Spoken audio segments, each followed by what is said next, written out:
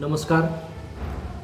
लोकसभेमध्ये काल नारी शक्ती विधेयक मांडण्यात आलं आणि या विधेयकासोबतच परिसीमन आयोग आणि जनगणना यासंबंधी ही बिलं पास करण्याविषयी चर्चा सुरू असतानाच आज एक अत्यंत महत्त्वपूर्ण घटना घडलेली आहे आणि त्या घटनेनं संपूर्ण देश आणि देशातील राज्यकर्ते हादरलेले आहेत आणि याचा दणका सत्तेमधल्या असलेल्या मोदी सरकारला प्रचंड मोठा बसलेला आहे.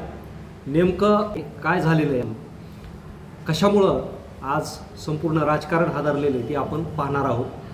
तर विषय असा आहे की आज तामिळनाडूचे मुख्यमंत्री के स्टॅलिन यांनी त्यांच्या विधानसभेमध्ये एक ठराव पारित केलेला आहे आणि तो ठराव स्पष्टपणे काय सांगतो माहिती का, की जर तुम्हाला परिसीमन आयोगाच्या माध्यमातून जर घटना दुरुस्ती करायची असेल आणि त्या माध्यमातून तुम्हाला जनगणना करून SC STचं उपवर्गीकरण करून जर काही कायदे नवीन करायचे असतील आणि त्यासाठी घटना दुरुस्ती करायची असेल तर या मुद्द्यावरून तुम्ही दुरुस्ती तर करायला लागलेच ना, तर त्यामध्ये आणखी थोडी दुरुस्ती करा असा मुद्दा के स्टॅलिन यांनी उपस्थित केलेला आहे. आणि तो मुद्दा काय, हा फार संवेदनशील विषय आणि अनेक लोकांच्या डोक्यामध्ये मुंग्या आणणारा आहे आणि त्याचबरोबर देशाच्या एकात्मतेला हा हात घालणारा मुद्दा आहे, कारण त्यांनी विषयच तसा छेडलेला आहे. तर तो विषय काय आहे ते आपण पाहणार आहोत. के स्टॅलिन यांनी सांगितलेलं आहे किंवा तुम्हाला घटना दुरुस्ती करायची तर करा, परंतु आमच्या राज्यांना आता स्वायत्ता द्या, सगळे राज्य स्वायत्त करून टाका काय, आणि या संबंधी केंद्र राज्य संबंधाचा पुनर्विचार करा, संघ राज्य व्यवस्था मजबूत करा अशी मागणी के स्टॅलिननी केलेली आहे. मग स्टॅलिन काय म्हणतात की आम्हीही दिल्लीचे गुलाम नाही, आम्ही भारताचे समान भागीदार आहोत. म्हणजे राज्य हे केंद्राच्या सत्तेचे गुलाम नाही, तर सगळ्या राज्यांचा या देशावरती, देशाच्या उत्पन्नावरती समान हक्क आहे असं त्यांचं म्हणणं आहे. आणि मग केंद्र सरकार राज्यावरती हळूहळू गदा आणत आहे, वेगवेगळ्या घटना दुरुस्तीतून राज्याचे अधिकार खोडत आहे.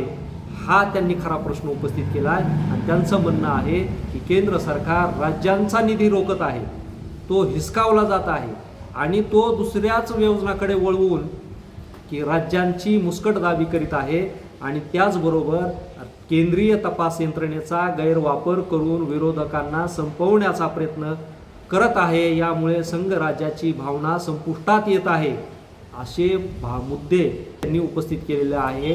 आणि त्यांच्या दृष्टीनं म्हणा किंवा विरोधी पक्षाच्या दृष्टीनं म्हणा, आज ती परिस्थिती सगळे राज्य भोगत आहेत. म्हणून त्यांच्या या मागणीला कदाचित सगळे राज्य समर्थन देतील आणि असं जर झालं तर देशाचे तुकडे तुकडे होण्यासाठी हा मुद्दा पुरेसा आहे. कारण जिथं वाटणी समान होत नाही तिथं वादविवाद हे विकोपाला जातात, मग ते घरचे असो, गावचे असो, नाहीतर राज्याचे, देशाचे असो. म्हणून या वादाला खत पेरणी जर केंद्र सरकारकडून होत असेल तर हा सर्वात मोठा विघातक असा मुद्दा ठरणार आहे. कारण एकीकडे राज्यांना गुलाम करून घेण्याची मानसिकता, त्यांना आपल्या सत्तेच्या अधीन करून घेण्याची मानसिकता, दुसरीकडं राज्यांचं स्वातंत्र्य हिरावून घेतलं जात आहे. हाच मुद्दा के स्टॅलिन यांनी आज मांडलेला आहे. आणि ते काय म्हणतायत की मोदी सरकारनं काय केलं, मुद्दा उपस्थित करतायत की मोदी सरकारनं काय केलं, राज्यांच्या अधिकारावर केंद्राचं नियंत्रण वाढवलं, निधी वाटपात भेदभाव केला, शिक्षण, आरोग्य, भाषा, जलसंपत्तीवरती दिल्लीचे एकछत्री राज्य निर्माण केलं, केंद्रीय तपास यंत्रणांचा गैरवापर करून विरोधकांना संपवण्याचा प्रयत्न केला, खऱ्या संघराज्याऐवजी स्वतंत्र युनिटी व्यवस्था बनवली. हे त्यांचे स्टॅलिनचे आरोप आहेत. स्टॅलिन यांनी हे अत्यंत धाडसाने आज केंद्र सरकारसमोर मांडले आणि हे या देशातले पहिले मुख्यमंत्री ठरले आहेत की ज्यांनी जाब विचारण्याचा प्रयत्न केला केंद्रांना राज्यांच्या वतीनं. आणि ते म्हणतात की राज्यांना स्वशासन हवं, केंद्रांना कोलिडेशन गव्हर्नमेंट हवी, तरच खरा विकास होईल. हा आवाज फक्त द्रविडियन नाही तर खऱ्या भारतीय लोकशाहीचा आवाज आहे. महाराष्ट्र, गुजरात, पंजाब, बंगाल, केरळ प्रत्येक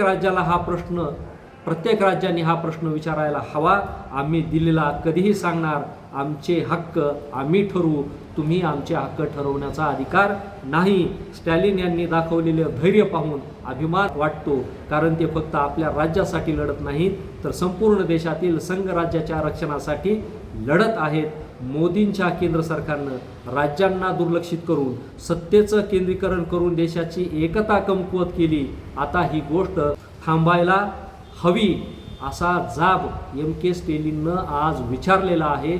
आणि दुसरी गोष्ट, त्यांनी अगदी वेळेवरती, म्हणजे जिकडे घटनादुरुस्तीसाठी पोषक वातावरण तयार होतंय त्याच परिस्थितीमध्ये त्यांनी हा देखील मुद्दा उपस्थित केलेला आहे. म्हणजे एकतर घटनादुरुस्ती करायची तर आम्हाला स्वातंत्र्य देऊन टाका, म्हणजे त्या घटनादुरुस्तीमध्ये हे सुद्धा उल्लेखित करा, नाही तर राज्यांना समान अधिकार द्या. राज्यांमध्ये विरोधी पक्षाची जरी सत्ता असली तरी ते या लोकशाहीचे घटक आहेत, त्यांना लोकांनी निवडून दिलेलं आहे. तुमची सत्ता, तुमची अधिकारशाही त्यांना म्हणजे मानावी लागत असेल आणि त्यांना जर त्यांच्यावरती दबाव टाकीत असेल तर ही लोकशाही नाही, असा प्रश्न उपस्थित करून MK स्टॅलिन यांनी आज खऱ्या अर्थानं मोदी सरकारला कोंडीत पकडले असं म्हणायला हरकत नाही. धन्यवाद.